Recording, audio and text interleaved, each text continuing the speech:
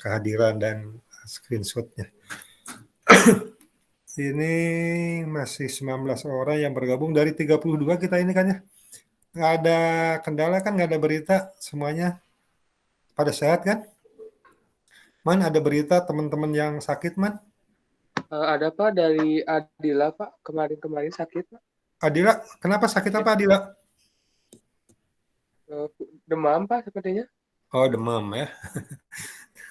Demam ya, tapi mudah-mudahan ya tidak kena penyakit kondisi. Ya, mudah-mudahan sehat lah cepatnya.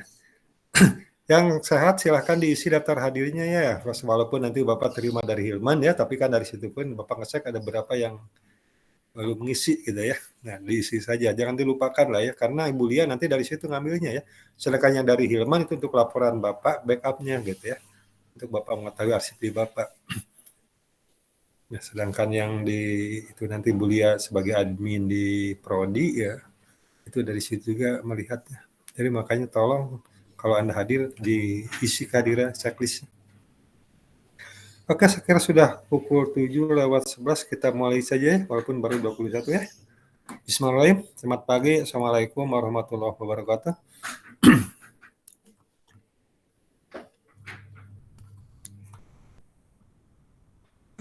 Sebelum dimulai, Fahmi mendengar suara Bapak, Fahmi?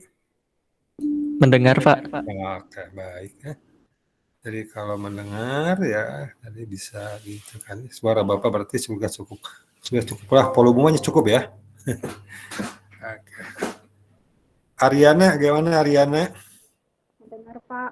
Mendengar ya, oke baik. Terakhir Masya, gimana Masya? Sehat Masya? Alhamdulillah, Pak, sehat. Nah, gimana suaranya kok kayak begitu Masya? Sehat kan? Lagi batuk, Pak, sedikit. Lagi batuk? Oh iya, hati-hati ya. Oke, nampaknya ini kameranya di off kan ya, hanya Hilman nih yang on ya.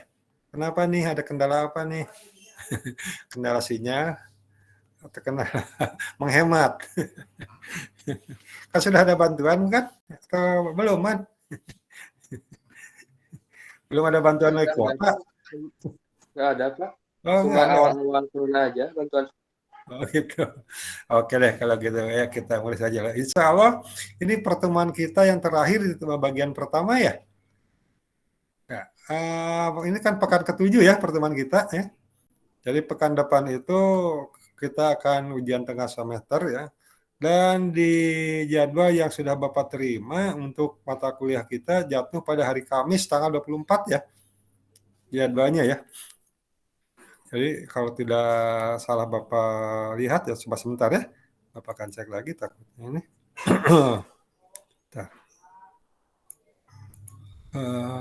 Mana ya tadi itu Bapak lihat ya. Oh, bentar.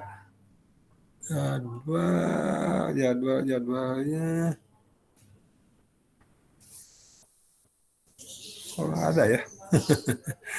Bentar ya jadwal. Ada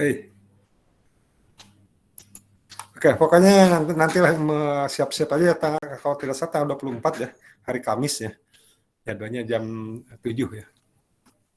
Nah, karena kita bukan baru pertama kali ya dengan Bapak perkuliahannya. Nah, jadi gayanya seperti itu saja lah ya. Nah, hanya cara pengumpulannya mungkin nanti kita lihat. Kemarin efektif juga yang digunakan oleh Hilman ya, jadi di dalam Google Drive gitu kan ya. Nah, jadi ditentukan dulu oleh Hilman ya. Tetapi Bapak agak kecenderungan untuk langsung pribadi saja lah kalau untuk UAS ini ya. Jadi kalau UAS maaf UTS ya. Jadi biasa saja mungkin via email saja lah ya. Baik, hari ini pertemuan terakhir ada 2 agenda insya Allah yang ingin Bapak sampaikan. Yang pertama menuntaskan materi ya sebagai program kita di dalam bagian pertama tengah semester ini, yaitu kita akan membicarakan, mendiskusikan ya, berkaitan dengan masalah demokrasi di Indonesia atau kehidupan demokrasi di Indonesia.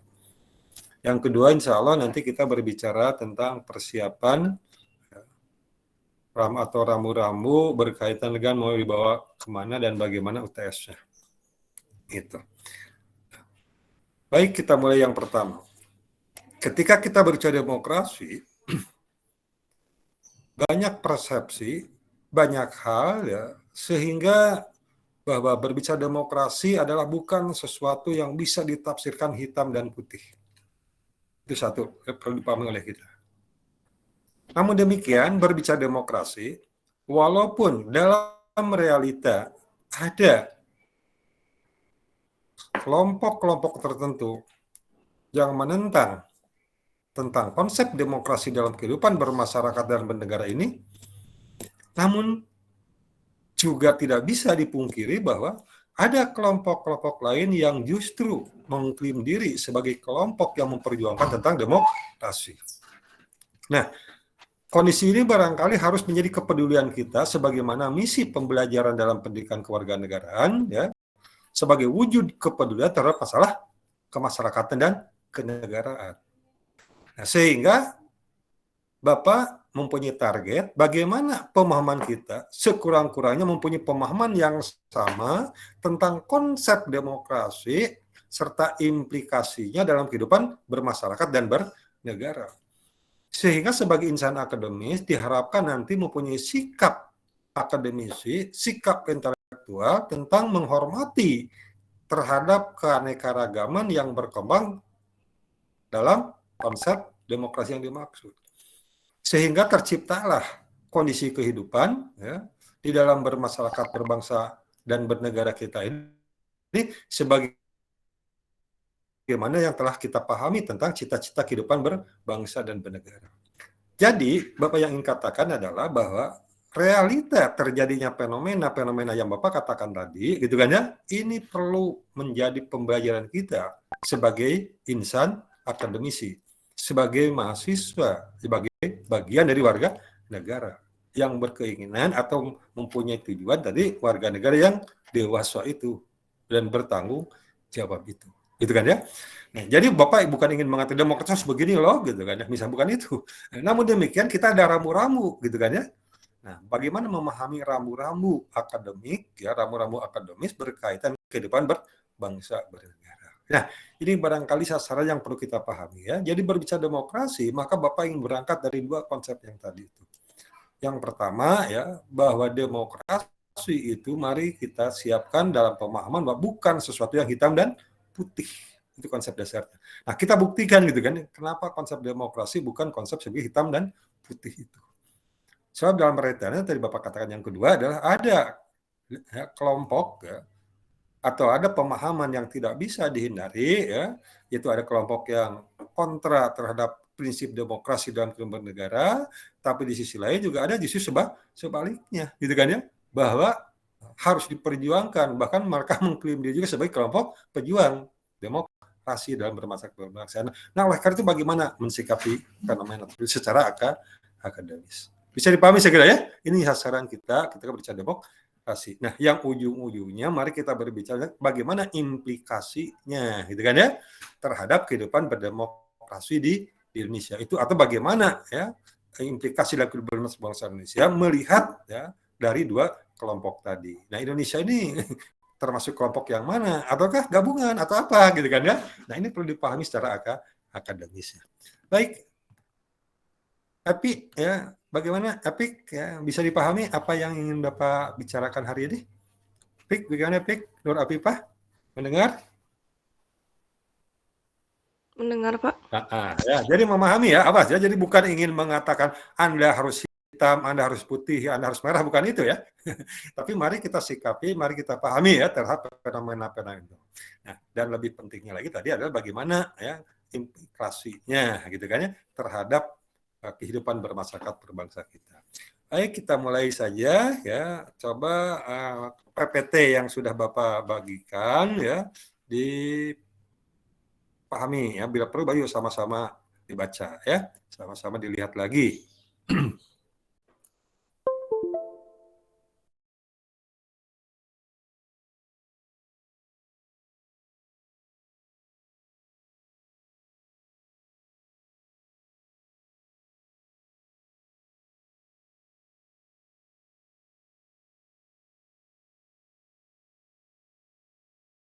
rakyat Indonesia.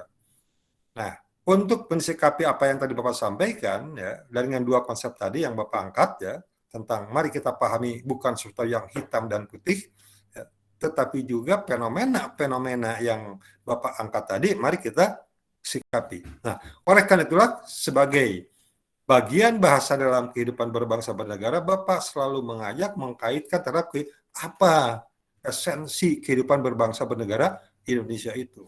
Nah, kita kembali pada konsep awal pembicaraan, ya, tentang cita-cita dan kepentingan nasional kita, atau ya kepentingan nasional kita yang disebut dengan cita-cita dan tujuan. Nah, manakala kita berbicara konsep apa yang dicita-citakan dalam konsep yang lain juga dikenal dengan istilah masyarakat madani. Nah, perlu sekedar pemahaman kita, ya, mengingatkan sejarah kehidupan reformasi kita bahwa di awal tahun 98, ya, tahun 99 di mana kita tahu bahwa era itu adalah era mulai masuk yang namanya era demokrasi, ya, atau yang disebut dengan reformasi Indonesia, ya. Nah, maka ada satu konsep oleh para elit dikemukakan, termasuk ada instansi masyarakat sipil, yaitu tentang masyarakat madani yang didambakan. Ada istilah masyarakat madani. Nah, apa itu masyarakat madani? Nah, yang diterjemahkan di dalam bahasa Indonesia ini adalah dari civil society, ya, masyarakat sipil. Nah, masyarakat sipil atau civil society itu, ya, nah, kalau kita angkat secara kajian sosiologisnya, ya, ini dan historis tentunya. Nah, kalau kita dikaitkan dengan madani, maka tidak lepas begitu saja dengan istilah madaniyah. Masyarakat madani dari kata madaniyah. Dan kalau kita berbicara madani, ya, dari Madinah, madaniyah, maka kita tidak bisa lepas juga dengan apa yang terjadi pada sejarah awal Hijriyah, ya kan, ya, yaitu ketika lahirnya konsep masyarakat Madinah itu, di mana ditanya dengan perjanjian Madinah antara berbagai kelompok yang berbeda, yang sangat pluralitas dari berbagai aspek kehidupannya, baik itu agama, politik, gitu kan, ya, kemudian juga termasuk etnis, gitu kan, ya, keturunan-keturunannya, gitu kan, ya. Nah, tetapi intinya apa? Kita tahu dengan perjanjian Madinah itu tercipta, ya, di antara masyarakat pluralitas itu tentang kehidupan bersama. Nah, maka lahirnya terjemahan tadi civil society. Walaupun ada juga kajian sosiologis, kalau kita berbicara di civil society, maka juga tidak dilepaskan dari konsep-konsep tentang munculnya pergerakan-pergerakan tentang memperjuangkan hak-hak sipil, yaitu hak-hak warga negara. Tetapi intinya, walaupun kita berbicara masyarakat sipil, jangan diterjemahkan lawan sipil adalah militer dalam pengertian kontradiktif, bukan itu. Tapi ini sebagai suatu konsep ideologis, sosiologis, ya. Intinya apa? Masyarakat sipil itu adalah suatu masyarakat yang menghormati nilai-nilai hak-hak masyarakat, hak-hak individu, lepas jauh dari tindakan-tindakan kesewenang-wenangan.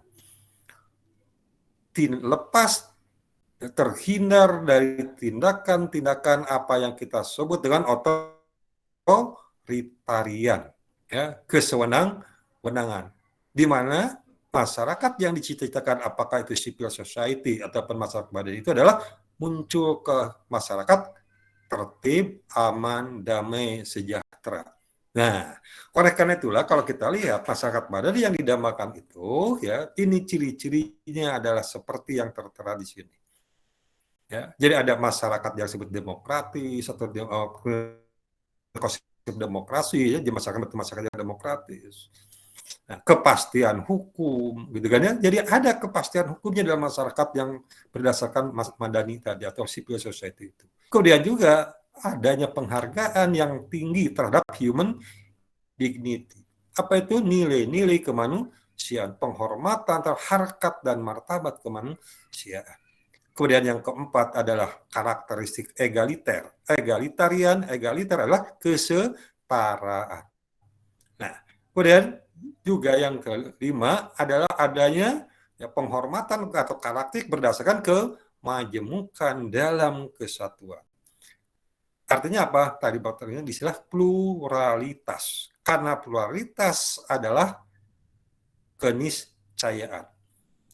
Pluralitas adalah hukum alam, sunatullah, ya, dalam berbagai aspeknya. Nah, oleh karena itulah masyarakat madani, ya kembali lagi tadi, sipil sosial itu adalah menjunjung tinggi karakter tentang ini.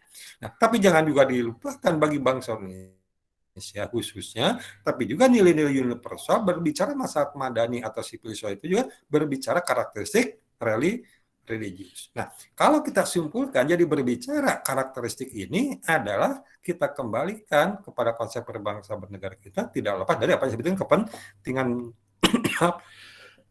kepentingan nasional bangsa Indonesia sebagaimana telah kita bicarakan amanat di dalam pembukaan Undang-Undang 45. Kaitkan lagi dengan kita berbicara esensi ideologi berbangsa Indonesia ketika kita berbicara mata kuliah Pancasila. Oke, nah kembali sekarang dari karakteristik ini kita kaitkan dengan apa yang pokok bahasan kita tadi, yaitu tentang masyarakat demokrasi. Nah, yang Bapak ingin sampaikan tadi, bukan hitam putih, artinya apa? Demokrasi itu bukan berbicara demokrasi hanya untuk demokrasi, tapi berbicara demokrasi karakteristik dalam kehidupan kepentingan berbangsa Indonesia ini yang disebut masyarakat madani, gitu ya. Jadi demokrasi jangan hanya berbicara demokrasi ansih. Nah, kenapa? Nah, maka kita pahami terlebih dahulu. Ayo kita bahas apa sih, ada pertanyaan. Kalau kita ingin menjawab lebih jauh, apa sih demokrasi? Maka sejak SD kita sudah tahu. Dan ini yang harus kita pahami kenapa Bapak tadi kan bukan hitam putih dan selalu berbicara kenapa ada kelompok tadi yang dikategorikan dua komunitas tadi itu. Dua entitas, yang satu pro, yang satu kontra, anggap aja begitu. Nah, jadi kalau kita bicara demokrasi, ya, itu kita sudah paham sejak SD dari kata apa? Demos dan kratos. Nah, ini coba pahami dulu yang ini ya. Bapak ingin ketemu dengan Andanya secara langsung ya. Oke, baik, coba perhatikan. Jadi Bapak yang katakan tadi, pahami slide yang ketiga tadi. Jadi apa sih demokrasi itu? Kalau kita berbicara secara harfiah, sejak SD sudah hafal. Demos, kratos. Kekuasaan oleh pemerintah. Kekuasaan oleh rakyat, maaf. Rakyat yang berkuasa. Nah, tapi mari kita tanya. Nah, ini yang Bapak katakan dengan kita berbicara hitam putih. Di mana ada negara, ada suatu masyarakat dalam prinsip kehidupannya yang diperintah oleh rakyat? Itu pertanyaan kita. Ya? Coba, Wildan. Bapak tanya, Wildan sebagai bagian dari anggota kelas. Kalau kita bicara demokrasi, halo Wildan, kedengaran nggak Wildan? Iya Pak. Oke, coba perhatikan Wildan. KM kita siapa? Hilman Pak. Hah? Hilman. Siapa KM-nya Wildan? Hilman. Mengakui Hilman sebagai KM? Iya Pak. Oke, nah sekarang Bapak tanya, kalau di kelas kita ingin berbicara prinsip demokrasi, apakah Hilman sebagai KM diperintah oleh Wildan? Enggak juga Pak. Enggak ya. Nah, tetapi Anda ingin nggak bahwa Hilman ini adalah menjadi KM yang demokratis? Ingin. Iya kan? Iya Pak. Setuju nggak bahwa Hilman kalau jadi KM harus demokratis? Jangan diktator. Setuju nggak? Setuju Pak. Setuju. Nah, sekarang Bapak tanya, apakah Hilman selama ini, ya minimal kita sudah masuk 1,5 semester dengan sekarang ya, diperintah oleh kelas, diperintah oleh Wildan, diperintah oleh Fahmi, diperintah oleh Ariana gitu, diperintah nggak? Terkadang sih Pak. Oke. Nah, Bapak tanya, mungkinkah Hilman melaksanakan tugasnya atas perintah ke-31 orang anggota kelas? Kita kan 32 ya? Iya Pak. Ya, berarti yang 31 memerintah Hilman gitu. Hilman melaksanakan pekerjaannya berdasarkan perintah 31. Mungkin nggak?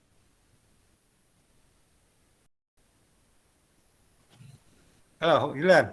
Mungkin nggak Hilman menjalankan perintah ke-31 orang kelas ini, anggota kelas kita? Enggak sih Pak. Nggak mungkin. Ya. Iya. Nggak Iya. mungkin kan? Apalagi kalau kita berbicara Indonesia. Berapa juta kan penduduk Indonesia itu? Di atas 200 juta ya? Iya Pak. Anggapnya yang dewasanya, anggap saja ya, kita mengambil ungkapan big data katanya ya, menurut Menko. kemaritiman itu ya, yang setuju pemilu untuk ditunda katanya 110 juta katanya. Agak pinjam dipercaya ya. 100 juta. Apa mungkin 100 juta orang memerintah Jokowi gitu di Indonesia? Atau Jokowi melaksanakan gitu apa yang diinginkan oleh 100 juta orang gitu. Ada nggak? Enggak sih, Pak. Nggak mungkin. Jokowi kemarin punya ide merealisasikan pemindahan ibu kota negara, ya. Ditanya dulu nggak yang 110 juta itu? Atas perintah yang 110 juta itu bukan? Nggak kan? Maksud Bapak adalah, jadi ketika kita berbicara kata demokrasi, memahami demokrasi, ya, walaupun memang berasal dari kata demos dan kratos, gitu kan ya, itu dalam realitas suatu hal yang mustahil. Dan ini diperkuat secara konsep teori adalah dari Maurice de Perger. Kata Maurice de Perger, ya, seorang ahli ya politik ya bahasa Inggris itu, kalau kita mengartikan demokrasi diambil hanya berdasarkan harfiah atau arti kata, maka suatu hal yang mustahil dan tidak mungkin ada negara demokrasi di dunia ini. Karena realitanya tidak ada yang namanya kepala negara, pemerintah diperintah oleh rakyat. Yang ada apa? Rakyat diperintah oleh pemerintah. Namanya juga pemerintah. Makanya dalam Undang-Undang Dasar kita kenal kemarin kan dalam Pancasila, yang pertama apa? The power of government. Kekuasaan pemerintah. Government, pemerintah. Ya. Jadi yang memerintah itu apa? Penguasa. Itu dalam realitanya. Nah, jadi itu maksud Bapak, secara harfiah memang demokrasi itu suatu istilah yang mustahil dan tidak mungkin ada negara demokrasi. Nah, kalau begitu kenapa Pak muncul perjuangan demokrasi? Kan itu ya pertanyaannya. Nah, oleh karena itulah ya, pemahaman kita terhadap demokrasi jangan hanya sekedar harfiah. Walaupun harfiah ada kaitan maknanya. Kenapa disebutkan tadi pemerintahan dari rakyat atau rakyat yang berkuasa atau rakyat yang memerintah? Apa makna di situ? Ya. Makanya istilah Pak Wahyono, Profesor Pak Wahyono ya yang tadi Bapak klip di dalam buat di dalam slide tadi itu Bapak kutip dari buku yang ada tulisan Profesor Wahyono ya tentang ketatanegaraan Indonesia. Maka mau demokrasi kita harus lihat dari dua sisi. Satu Grundbegriffen, kedua Grundbeginsel. Kelasnya tadi itu. Yang pertama lah arti kita harus berbicara arti pokok, ya. Nah, sedangkan yang kedua adalah kita berbicara makna yang hakikat. Gitu ya. Makanya disebut asas pokoknya, Grundbeginsel. Istilah Papa Wahyono, saya kurang ngerti dari bahasa apa, di Belanda apa Jerman ya. Tetapi ketika kita Grundbegriffen pun hati-hati. Grundbegriffen ada dua. Satu ada berbicara harfiah, yang kedua kita berbicara maknawi. Maknanya. Ya, jadi ada istilah kalau tadi itu etimologi dan ada terminologi. Gitu. Dan ketika kita berbicara terminologi, maka kita harus berbicara pemahaman dari, kalau dalam filsafat dulu kita berbicara Pancasila adalah dari ontologi. Dan juga tidak kalah pentingnya nanti mereka dari aksiologi. Termasuk juga ontologi, epistemologi dan aksiologi. Jadi sebagai insan akademis mari kita berbicara di situ ya. Jadi berbicara demokrasi itu jangan hanya berbicara harfiah saja. Kita harus berbicara ontologi asal usulnya dari mana kok muncul dipakai istilah demokrasi. Nah, ini untuk menguasai maknanya. Nah, dan kalau kita berbicara tentang yang dimaksud tadi ya hak maknanya ya, maka kita harus berbicara ontologi dari sejarah perjuangan demokrasi. Masih ingat kan? Ketika SMP kita sudah mulai belajar lah, SMA apalagi. Jadi demokrasi itu ternyata tidak lepas dari perjuangan ketika kita yang dikembangkan dari karya-karya Perikles itu kan zaman Yunani kuno, ya, zaman Raja Louis itu. Jadi perjuangan demokrasi karena sebagai bentuk perlawanan terhadap kesewenang-wenangan Raja Louis ketika itu. Ya kan? Ya. Jadi kesewenang-wenangan menjadi latar belakang. Dan siapa yang melakukan kesewenangan? Ketika seorang raja. Karena kita ingat ya di dunia ini bahwa secara historis tidak bisa dilepaskan ya, bahwa yang berkuasa itu dulu adalah raja. Negara-negara itu berbentuk kerajaan kan awal-awalnya. Nah, karena raja sewenang-wenang maka timbullah perlawanan kan. Nah, dari perlawanan itulah ya timbul pada perjanjian, nah, munculkan kembali yang dikenal dengan istilah Magna Carta macam-macam gitu kan, dan sejarah hak asasi kan. Maka demokrasi dan hak asasi suatu konsep yang tidak bisa dipisahkan. Gitu. Nah, oleh karena itulah kita pahami demokrasi itu hakikatnya apa? Perlawanan terhadap kesewenang-wenangan. Nah, ini yang oleh Papado Wahyono disebut Grundbegriffen secara yang kedua. Jadi jangan ada Grundbegriffen harfiah, ya itu tidak bisa ditolak karena dari kata demos dan kratos. Tetapi maknanya intinya apa tadi? Bahwa demokrasi itu perlawanan terhadap kesewenang-wenangan. Jadi kalau perlawanan terhadap kesewenangan artinya apa? Menghormati. Nah, hak-hak rakyat. Kan gitu ya intinya. Rakyat berlakukanlah sebagaimana lazimnya hakikat kerakyatan, kemanusiaan. Nah, maka muncullah demokrasi perjuangan dalam membela hak-hak rakyat. Nah, lahirlah istilah demokrasi. Nah, ini memang perlu dipahami oleh kita. Jadi jangan karena kalau demokrasi secara harfiah ini hati-hati. Makanya ya Bapak termasuk yang tidak memahami ya sepaham maksud Bapak, sepaham terhadap adanya kelompok-kelompok yang menolak demokrasi karena segala sesuatu harus berdasarkan rakyat, nggak mungkin. Ya. Nah, kalau kita berbicara segala sesuatu harus berdasarkan rakyat, belum tentu benar juga. Ya. Jadi Bapak ulangi awas esensinya nanti kita ambil dalam satu contoh dalam nilainya. Ya. Jadi kalau demokrasi hanya berdasarkan keinginan rakyat, itu pun bahaya. Makanya Profesor Bapak lupa ya, dulu mantan rektor UGM ya, dari ahli politik di sana itu ya mengatakan demokrasi is anarchist organized. Demokrasi itu bukan sistem pemerintahan yang terbaik, katanya. Tapi demokrasi dia mengatakan isu yang terjelek kedua di dunia. Dia mengatakannya. Karena apa? Karena demokrasi is anarchist organized. Artinya apa? Demokrasi itu anarkisme yang terorganisir. Ini kan bahaya. Gitu. Kenapa bahaya? Karena demokrasi itu hanya berbicara kepentingan keinginan rakyat. Keinginan rakyat itu demokrasi. Padahal esensi kehidupan adalah bukan keinginan rakyat, tapi apa? Kepentingan rakyat dalam konteks nilai-nilai kemanusiaan. Gitu. Jadi nilai-nilai kemanusiaan yang dimunculkan. Maka muncul apa? Keadilan. Itu kan ya, kesejahteraan, ketertiban, kedamaian. Nah, di situ kita berbicara nilai. Yes, ya. Jadi, Bapak ulangi, pahamilah, ya, ketika kita mengartikan arti demokrasi, Grundbegriffen tadi adalah ada harfiah, tapi ada makna. Oke, yang kedua, kata Pak Purno Wahyono adalah Grundbeginsel. Apa Grundbeginsel? Asas pokok. Bapak ulangi. Kos PPT-nya dibaca. Kembangkan dari berbagai literatur. Asas itu apa? Prinsip dasar. Itu asas. Landasan. Ya, itu asas. Artinya apa? Sesuatu yang melekat nilai. Nah, nanti kita ketemu tadi apa yang disebut dengan epistemologi dan aksiologi. Kalau tadi kan ontologinya gitu kan ya, Grundbegriffen itu. Nah, sekarang mari kita bicara aksiologi dan epistemologinya.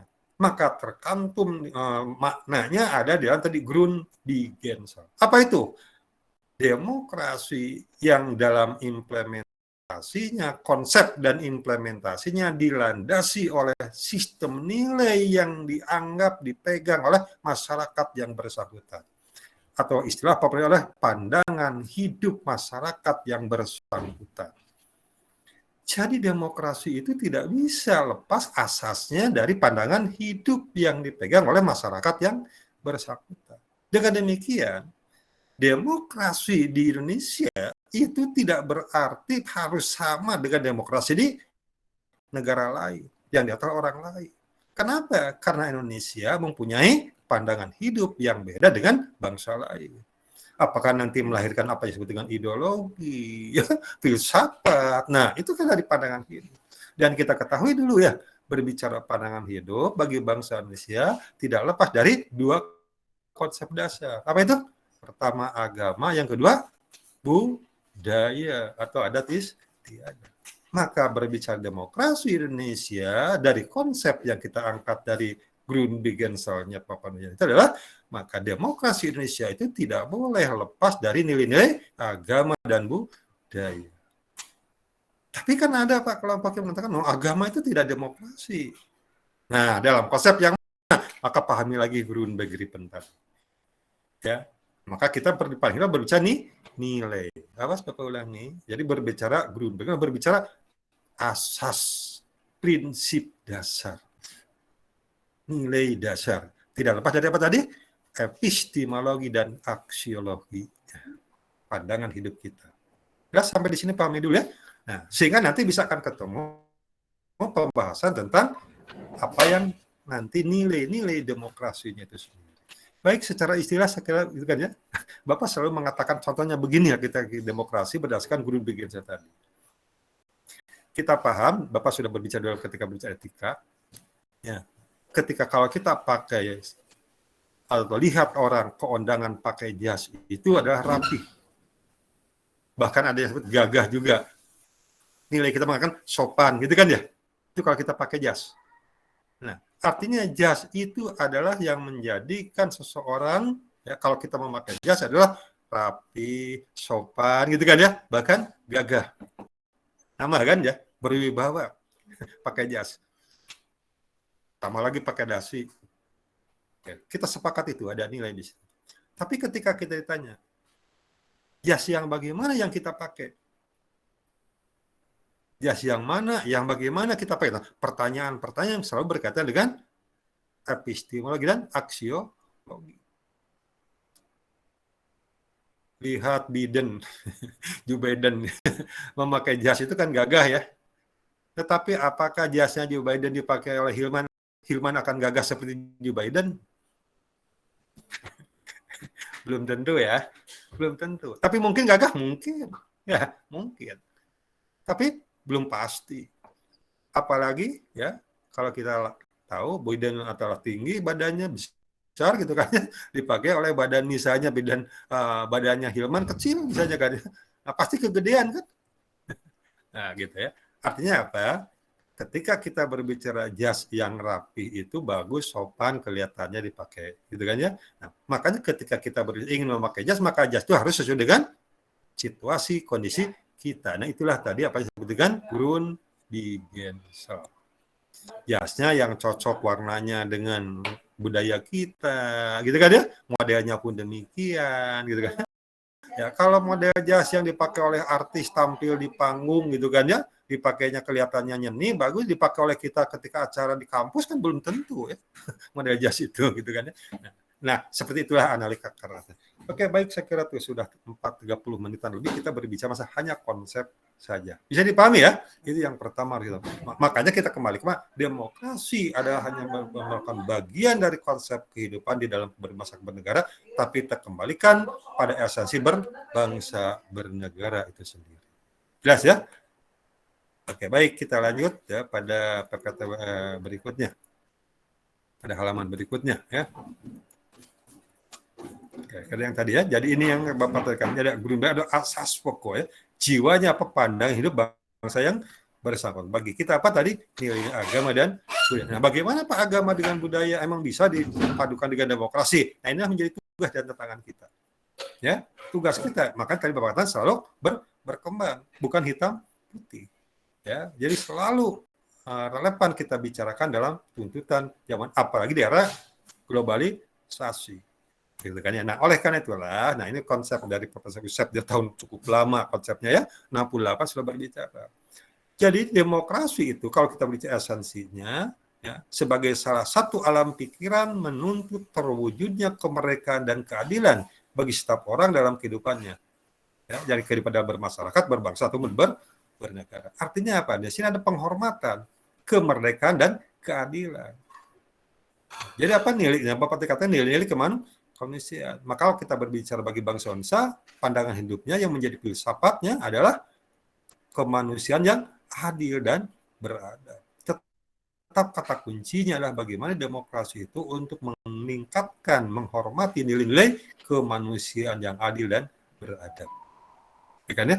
Oke. Nah, oleh karena itulah makna demokrasi, mari kita melihat ya, ini sebagai satu pertama bentuk pemerintahan, yang kedua kita bersistem politik, tapi juga yang tidak kalah pentingnya mari kita pahami demokrasi maknanya sebagai sikap hidup. Nah, ini ya. Jadi demokrasi jangan hanya diartikan tadi lawan raja, lawan penguasa gitu kan ya, rakyat memerintah. Nah, tapi konsepnya tadi kita sudah bicarakan ya. Jadi tadi apa intinya lawan kesewenang-wenangan. Oleh karena itulah tiga ya, implikasi dalam kehidupan bermasyarakat bernegara ini mari kita lihat dari sisi ini ya. Nah, mari kita lihat apa sih sebagai bentuk pemerintahan. Kalau kita berbicara bentuk pemerintahan ya, jadi ulangi ya, sistem sebagai bentuk pemerintahan, nah maka ada konsep-konsep yang bisa kita lihat ya, secara jauh ke belakang, yaitu sebagaimana konsep Plato. Jadi bentuk pemerintahan itu, ya, pada dasarnya kita berbicara ada yang disebut dengan monarki, aristokrasi, dan demokrasi. Jadi raja, ya monarki itu kan kerajaan. Ya. Ini mau tidak mau kita lihat secara sejarah dunia yang paling tua adalah kerajaan. Gitu ya. Nah, kemudian dari kerajaan ini maka lahir nanti perkembangan politik ada disebutkan aristokrasi. Aristokrasi itu apa? Aristokrasi itu adalah kekuasaan yang dikendalikan oleh aristoi. Aristoi itu kelompok masyarakat, kelompok orang-orang terpercaya, orang terpenting karena mempunyai kelebihan itu aristoi. Makanya lahirnya seperti kaum bangsawan, intelektual. Kalau dalam konteks kekinian barangkali dalam bahasa kita adalah ya ulama, ya, atau mungkin kalau dalam agama lain yang disebut pendeta atau dalam istilah-istilah yang lain. Pokoknya adalah menggambar ketokohan orang yang terpercaya, orang intelek, orang yang bijak, filosof dan sebagainya. Nah, kemudian muncullah ada yang disebutkan demokrasi. Di mana nanti kita lihat pada saat pemerintahan ini, menurut Polybius nanti akan terjadi circle, terjadi perputaran. Nah, dan terjadi juga penyelewengan. Semuanya kita berbicara secara filosofis, ontologis, epistemik ini baik. Ya, monarki itu raja itu bukan berarti jelek, raja itu bagus.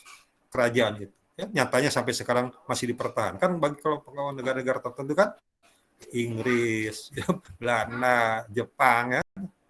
Kalau kita lihat bahkan tetangga kita ya, Malaysia, Brunei, Thailand, kan kerajaan. Artinya masih bagus dipertahankan oleh mereka. Nah, tetapi nanti akan lahir dan sebagainya. Kemudian demokrasi adalah suatu bentuk pemerintahan di mana pemerintah itu dipegang oleh rakyat dan dijalankan untuk kepentingan rakyat. Nah, kata dipegang oleh rakyat tadi Bapak katakan, pahami ya dalam kata demokratos itu secara maknawi. Nah, oleh karena itulah demokrasi sebagai bentuk pemerintahan menurut hukum internasional, Komisi Hukum Internasional ya, di sini demokrasi adalah suatu bentuk pemerintahan di mana hak untuk membuat keputusan politik diselenggarakan oleh warga negara melalui wakil-wakil yang dipilih.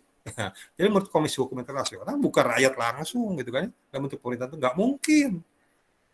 Ya, tetapi ada ya keputusan politik diselenggarakan ya, melalui wakil-wakil yang dipilih oleh mereka dan yang dipertanggungjawabkan atau yang bertanggung jawab kepada masyarakat itu melalui proses yang disebut dengan pemilihan umum. Nah, ini nanti kita menjadi bahan diskusi termasuk pertanyaan pekan yang lalu menjadi tugas. Ya. Oke, nah ini dalam bentuk pemerintah. Nah, kemudian yang kedua tadi apa? Bentuk sistem politik. Nah, menurut sistem politik apa? Maka intinya pemerintahan dan politik adalah suatu hal yang dua hal yang berbeda tapi tidak bisa dipisahkan. Intinya apa? Kalau kita bersistem politik adalah bagaimana operasionalisasi bentuk pemerintahan tadi.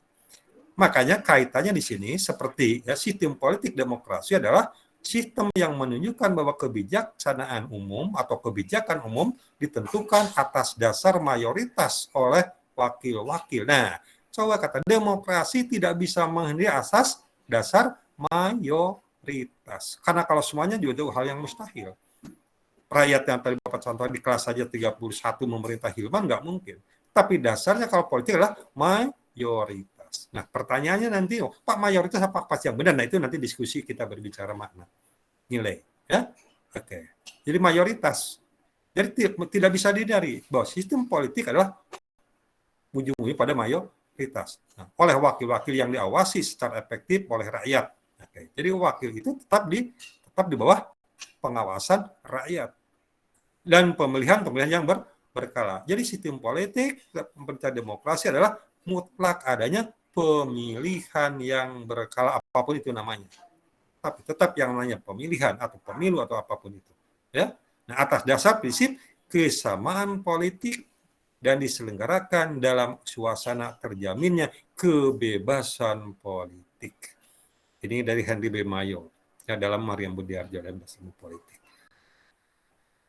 Demokrasi adalah suatu sistem politik disebut demokrasi apabila para pembuat keputusan kolektif yang paling kuat dalam sistem itu dipilih melalui pemilihan yang jujur dan adil. Oke. Nah, ini Bapak ulangi sistem jadi demokrasi dalam sistem pemerintahan sistem politik selalu berkaitan dengan bahwa kata mayoritas, tapi mayoritas itu adalah mencerminkan kepentingan rakyat. Nah, nanti kita berbicara nilainya yang bagaimana.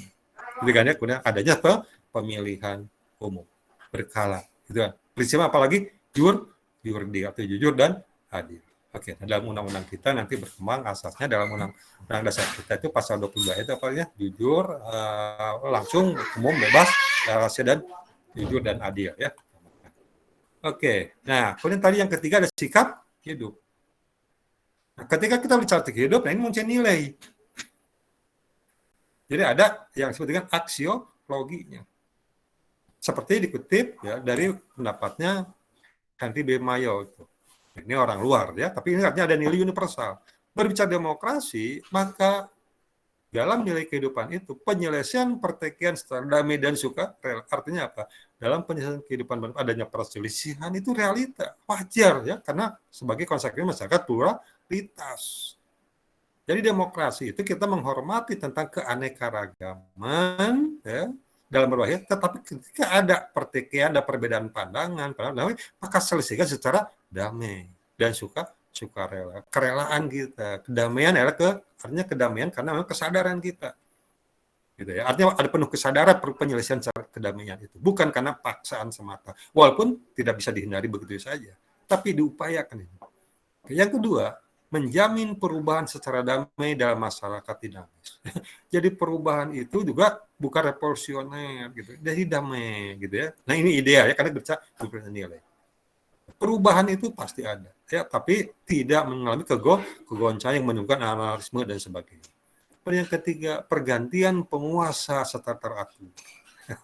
Jadi kalau kita bicara nilai demokrasi, pergantian penguasa itu jangan sampai kelompok itu saja yang enggak lah. Ya kalau kita bicara demokrasi harus penggantian gitu ya. Walaupun nanti kembali pada politik kalau berbicara ingin berkuasa selama-lamanya. Ya, tapi kalau kita bicara demokrasi enggak, berikan kesempatan yang lain. Yang muda ya. Misalnya jadi yang tua mundurlah, berikan kesempatan yang muda. Tapi yang muda pun perlu etika gitu kan, dari sebagainya itu ada nilai tapi teratur gitu. Oke, penggunaan paksaan sesedikit mungkin. Paksaan itu tidak bisa tapi hindari, tapi di sesedikit mungkin. Kemudian pengakuan dan penghormatan terhadap keanekaragaman. Penegakan keadilan. Nah, ini yang sering kita katakan. Jadi nilai demokrasi itu berbicara nilai tadi kemanusiaan, keadilan, keberadaban, makanya termasuk juga memajukan ilmu pengetahuan, pengakuan, penghormatan atas kebebasan. Nah, jadi nilai demokrasi. Nah, saya kira 3 konsep ini ya sudah kita pahami ya, jangan dilupakan. Oke, sudah 50 menit tuh, nggak terasa ya. Nah, oleh karena itulah kembali tadi pada bentuk pemerintahan yang dari Plato itu ya. Apa tadi yang pertama itu? Yang paling tua itu?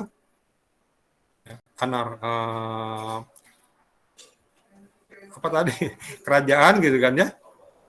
Monarki kan ya. Yang kedua tadi apa? Jenis ada aristokrasi ya, Aristoteles. Ya, ketiga demokrasi. Nah, bagaimana kita melihat itu semuanya baik apa jelek? Mana yang paling baik? Ternyata dalam si pemerintahan itu secara konsep politik adalah tidak ada yang paling baik. Seperti dikatakan oleh Aristoteles. Jadi ketika kita berbicara baik atau buruk, maka sangat-sangat dipengaruhi oleh sistem yang ada, kondisi yang ada. Oleh karena itu, apabila pemerintahan diperintah oleh seseorang, maka monarki itu, ya, kata Aristoteles baik. Tadi Bapak contohkan. Inggris masih mempertahankan kok, ya, Belanda, ya, dan lain sebagainya, Jepang. Artinya baik monarki itu. Raja itu baik.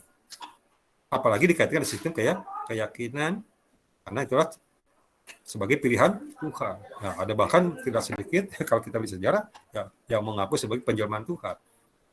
Tapi itu kembali pada sistem baik. Tetapi ada yang jeleknya apa? Tirani. Nah, makanya nanti kata Polybius ya, bahwa yang baik itu pemerintahan selalu ada kecenderungan mempunyai pada yang jelek. Power tends to corrupt itu. Ya, jadi power tends to corrupt. Jadi namanya pemerintahan ada kecenderungan berpotensi berbuat menyalahgunakan kekuasaan. Nah, lahirlah apa yang disebut dengan tirani.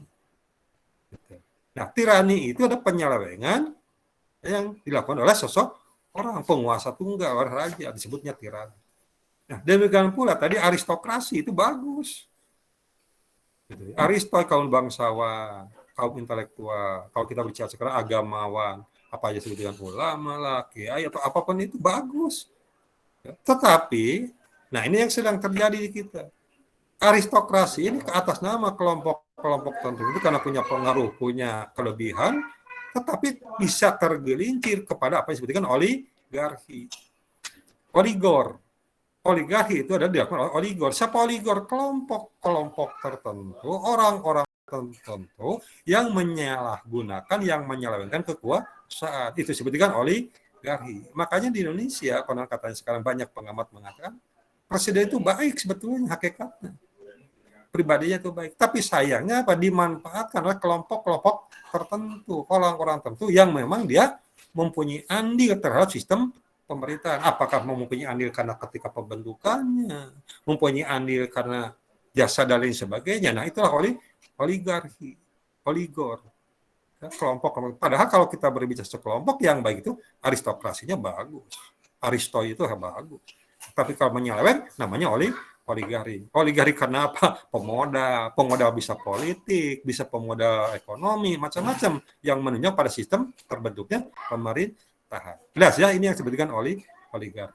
Oleh karena itu nanti akan muncul secara, nah ini coba perhatikan ya, 384 sampai 300 sebelum Masehi kelahiran itu, ya pembahasan misalnya ini, ya, konsep pemikiran beliau ini. Maka ketika banyak orang ya, yang berkuasa itu ya, yang baik itu politik, demokrasi kalau saya total jelek. Bapak kata Aristoteles demokrasi itu jelek. Kenapa bisa menjurus pada tadi apa yang disebutkan momokrasi. Nah, jadi politiknya baik tapi demokrasinya pun jelek, demokrasinya itu jelek. Kenapa? Nah, coba perhatikan apa yang disebut Polybius. Kata Polybius, ya, maka demokrasi itu, ya, itulah bentuk dari kemunduran yang sebelum-sebelumnya. Jadi kalau monarki tadi baik, tapi terjadi tirani, jelek. Nah, jadi harusnya ada tanah panah ya, tapi ke sini. Jelek tirani. Maka lahirlah aristokrasi. Tadi aristokrasi bagus kan? Nah, tetapi bisa tergelincir pada oligarki, penyalahgunaan, penyelewengan oleh kelompok tertentu. Lahirlah oligarki, kelompok-kelompok penyeleweng, memanfaatkan kekuasaannya untuk kepentingan-kepentingan tertentu, bukan untuk kepentingan nasional. Maka lahir konsep demokrasi. Baik awalnya, tapi demokrasi bisa melahirkan apa sebutnya okhlokrasi. Apa tirani? Okhlokrasi melahirkan apa yang disebut dengan tadi anarkisme atau mobokrasi. Sehingga sering di dalam pelesetan politik kita kenal dengan demokrasi. Rakyat yang gila. Jadi atas rakyat, tapi jadi anarkisme, kekerasan. Nah, ini disebut okhlokrasi. Jadi kata Polybius itu siklus. Jadi kalau kita membaca dari konsepnya Polybius, maka berarti demokrasi itu yang bisa menjurus pada holokrasi, maka mungkin aja muncul kekuasaan tangan besi lagi. Tapi begitulah. Nah, itu perlu dipahami oleh kita tentang konsep demokrasi. Jadi ada tadi apa sistem pemerintahan, bentuk pemerintahan, sistem politik, tapi jangan lupa pahami oleh kita sebagai sistem nilai kehidupan kemasyarakatan. Ya, ini konsep-konsep teorinya tadi ya lahirnya. Nah oleh karena itulah Bapak yang ingin katakan, kalaulah tadi demokrasi itu kata Pak Profesor Wahyono, pahami juga, pegang juga asas pokoknya. Nah karena sekarang berkembang, inilah yang mencelakakan esensi demokrasi Indonesia. Sekelompok yang ingin selalu memperjuangkan, tadi Bapak katakan tidak lepas dari suara mayoritas. Jadi demokrasi tidak bisa menghindari dari mayoritas. Nah, sehingga muncul ungkapan kan, Vox Populi, Vox Dei. Bapak lupa nih ungkapan tokohnya itu. Tapi terkenal kan, Vox Populi, Vox Dei. Suara rakyat adalah suara Tuhan. Nah, kalau kita berbicara suara rakyat adalah suara Tuhan, berarti apa? Mayoritas pasti benar. Karena Tuhan itu menggambarkan, maksud Bapak, Tuhan itu adalah berarti prinsip benar pasti. Kalau kita bicara atas nama Tuhan, ya pasti kebenaran yang dipegang. Oleh karena itulah hati-hati. Apa iya suara mayoritas itu adalah pasti benar? Nah, kita kembalikan pada pandangan hidup kita, pada agama kita, pada budaya kita. Kita sudah berbicara kemarin ya, ketika kita berbicara lahirnya bagaimana korelasi antara hak dan kewajiban ya, ketika kita berbicara adanya primus inter pares gitu kan ya. Nah, ini makin kaitkan di sini. Jadi primus itu orang yang dipercaya, ya, orang yang mempunyai nilai-nilai kelebihan dalam arti aksiologi ya. Tetapi akibat prinsip-prinsip nilai ini, ya akhirnya apa? Ya lahirlah penyalahgunaan ya, kekuasaan. Nah, oleh karena itulah Vox Populi Vox Dei, mari kita pahami, ya jangan berarti yang rakyat yang banyak pasti benar, tapi kita pada budaya kita apa? Nah, dan apa makna yang ada dalam budaya kita? Nah, nanti kita berbicara apa sih demokrasi Indonesia itu. Tapi intinya ingin Bapak sampaikan, silahkan dibaca sebanyak ini. Demokrasi yang bukan sebuah sistem yang ideal. Ini kata Plato. Hati-hati ya. Jadi demokrasi ini kan konsep yang ideal. Sistem politik yang ideal ya, adalah sebuah sistem aristokrasi yang menempatkan hukum, penempatan kaum filosof sebagai penguasa. Jadi tadi aristokrasi kan, aristoi. Kalau kata Plato yang baik, bukan demokrasi.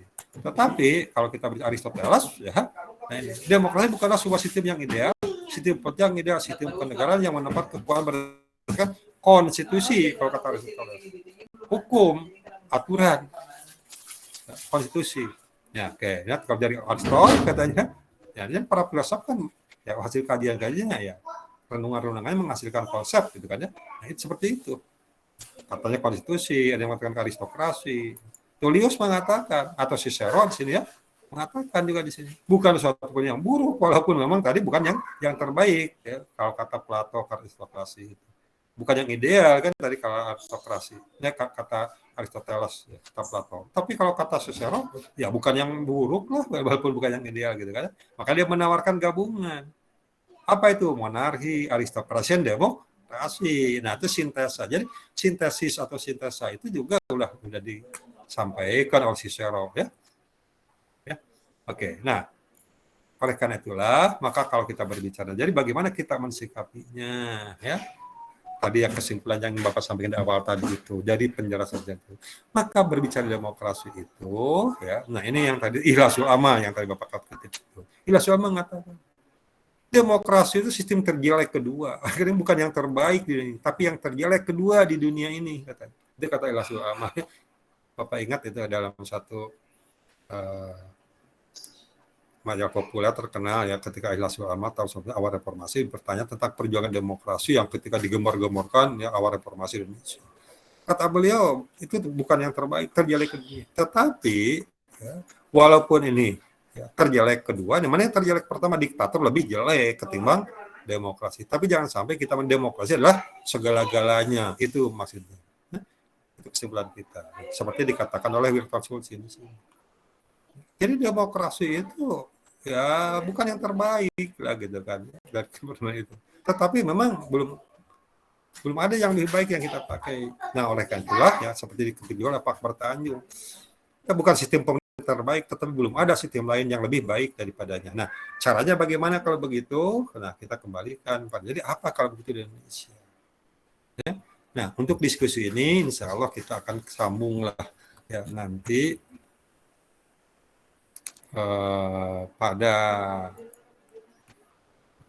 masa ya atau setelah UTS nanti kita akan kembangkan dalam konsep-konsep dengan persoalan ketahanan sosial dan sebagainya. Tetapi ingin Bapak sampaikan bahwa dengan berbicara demokrasi, kembalikan pada awal kita bicarakan. Intinya apa? Bahwa memahami suatu konsep demokrasi itu, makanya ada kelompok tadi jangan sampai hitam dan putih pemahamannya, gitu kan ya, sehingga kita jelasin ini harus diperjuangkan, ini harus ditolak, bukan itu. Tapi bagaimana? Karena kita sudah mempunyai landasan tadi dari para pakar-pakar atau yang kita dengan para filosof, itu kan sudah dibicarakan ya. Tapi sejarah-sejarahnya pun begitu dipahami. Nah, demikian tadi sudah ada rambu-rambu. Jadi demokrasi bagi Indonesia berarti kembali pada pandangan hidup kita. Nah, bagaimana pandangan kita PPT silahkan dibaca ya lebih jauh, tetapi intinya nanti kita berbicara nilai-nilai kita itu tercermin dalam demokrasi Indonesia yang kita sebut dengan berlandaskan nilai-nilai Pancasila itu. Intinya apa? Baca sila ke jadi dalam arti luas itulah kita demokrasi Indonesia itulah berbicara berdasarkan ketuhanan. Nah, dan Bapak sudah kembangkan nanti ada contoh-contoh yang di bawah Indonesia dalam PPT itu silahkan dibaca lebih jauh saja. Oke, saya kira tuh sudah 60 menit, 66 menit lah Bapak. Capek lah, haus rasanya. Oke, saya kira sampai di sini saja dulu ya kita bicara tentang demokrasi. Ya, nah bagaimana sistem Indonesia tinggal baca saja PPT-nya, banyak diskusi. Insya Allah nanti kita akan kembangkan di dalam bagian kedua. Ya, kaitan demokrasi ini dengan sistem bentuk geopolitik kita dan geostrategis kita. Oke, saya kira itu saja untuk hari ini. 31 berarti 2 orang yang tidak gabung ya karena mungkin ada alasan, tapi kehadirannya mudah-mudahan di absennya hadir. Nanti Hilman saja yang ngecek ya. Oke, silakan kalau ada yang bertanya. Pak Hami, gimana Pak Hami? Atau Ariana, ada komentar? Bapak persilahkan. Ada Pak. Oke, bagaimana Ariana? Belum ada Pak. Nggak kedengaran suaranya Ariana, volumenya mungkin perlu digeser. Ya, ada yang ingin disampaikan? Oke, baik, saya kira itu mengenai materi. Kemudian kalau mohon izin waktu 5 menit lagi, ya paling lama. Untuk ujian ya, jadi biasa kita akan menggunakan sistem terbuka essay ya. Materinya yang pertama itulah berkaitan dengan landasan perkuliahan kita, pemahaman tentang konsep kePKN-an kita ya. Dan landasan-landasan yuridisnya jadi baik dua intinya landasan filosofi dan kedua landasan yuridis tentang kenapa kita harus belajar pendidikan kewarganegaraan di perguruan tinggi ya. Kaji secara filosofis dan kaji secara yuridis ya, dua saja itu ya, filosofis dan yuridis. Nah, antropologi sebagai pengayaan silahkan, tapi konsep dasarnya adalah filosofis dan yuridis. Jadi paling tidak ya, ditambah sosiologi, ditambah yang lain-lain silahkan. Historis silahkan. Kemudian yang kedua, ya, yang tidak kalah implikasi dalam pembelajaran kePKN kita sekarang. Misi pembelajaran PKN kita kaitannya dengan profesi kita. Jadi konsepnya kembali pada konsep bela negara. Ya. Nah, bagaimana implikasi konsep bela negara dalam konteks profesi kita? Itu ya, yang bagian pertama landasan ya, perkuliahan kita. Kemudian yang kedua kita berbicara mengenai identitas dan kepentingan nasional. Kita berbicara konsep siapa bangsa Indonesia mau dibawa kemana masalah. Ini konsep-konsep dasar tentang kenegaraan kita ya sebagai landasan tentang nanti tanggung jawab. Maka konsep siapa bangsa Indonesia ya dan identitas dan kepentingannya serta berbicara ancaman yang kita hadapi di masa ini. Itu bahan yang kedua. Dan yang ketiga kita berbicara mengenai integrasi. Berbicara konsep integrasi dan persoalannya ya. Jadi ini kaitan dengan ancaman, artinya adalah keutuhan kemerdekaan dan persoalan-persoalan yang bisa membahayakan tentang keutuhan kemerdekaan dan kedaulatan bangsa kita. Kaitkan dengan kita konsep pembelajaran PKN ya, yang dari segi yuridis formal ya, undang-undang perguruan tinggi PKN berkaitan dengan 4 hal kan, Pancasila, Undang-Undang 45, Negara Kesatuan Republik Indonesia dan Bhinneka Tunggal Ika. Nah, ini ada juga keterkaitan dengan persoalan yang ujungnya ke sistem politik kenegaraan kita. Dan Bapak sudah memberikan tugas banyak ya. Silahkan dipelajari lagi konsep di situ ya. Nah, dan terakhir kita berbicara konsep hak asasi dan demokrasi. Ya, nah demokrasi dan hak asasi kembalikan pada konsep-konsepnya ya. Konsep dasar yang barusan Bapak sampaikan juga silakan. Jadi kesimpulannya nanti ujiannya tidak berbicara textbook ya, tetapi Bapak hanya memberikan suatu persoalan dengan persoalan itu, nah silakan Anda nanti dikembangkan, dikayakan analisis sebagai insan akademis. Jadi Bapak mengajak dalam pekerjaan PKN bukan hitam putih selalu berbicara, tapi berbicara adalah analisis gitu kan ya, komprehensi pemahaman. Mungkin itu sajalah.